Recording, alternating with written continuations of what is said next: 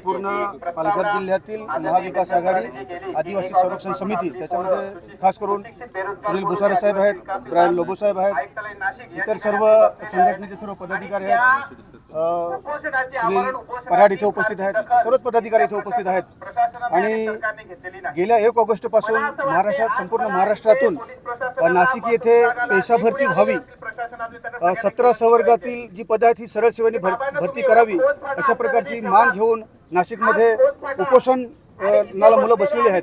आणि त्या अनुषंगानेच नाशिकमध्ये आमची सर्व पदाधिकाऱ्यांची बैठक झाली। त्या बैठकीमध्ये असा निर्णय घेण्यात आला की जोपर्यंत सरकार ही पेशा भरती करत नाही तोपर्यंत संपूर्ण महाराष्ट्र राज्यामध्ये हे आंदोलन सुरू होणार आहे।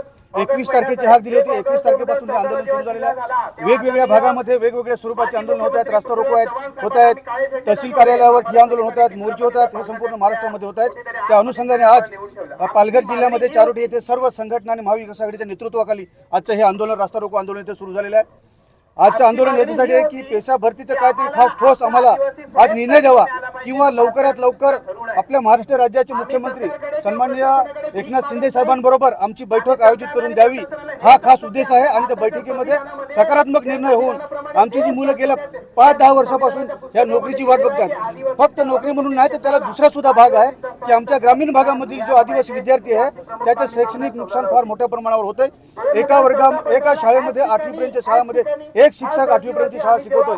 याच्यातून आपल्याला जाणवतं की या मुलाची शैक्षणिक गुणवत्ता किती वाढणार आहे हे आपल्याला दिसतंय।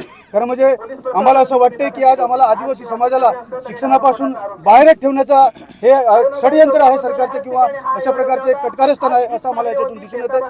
म्हणून हे आंदोलन तोपर्यंत चालू राहील जोपर्यंत आम्हाला ठोस इथे निर्णय दिला जात नाही, तोपर्यंत आंदोलन चालू राहील। आणि लवकरात लवकर मुख्यमंत्री महोदयांची आम्हाला वेळ निश्चित करून दिली पाहिजे लवकरात लवकर, ही आजची मागणी आहे। आंदोलन आमचं सुरू राहील।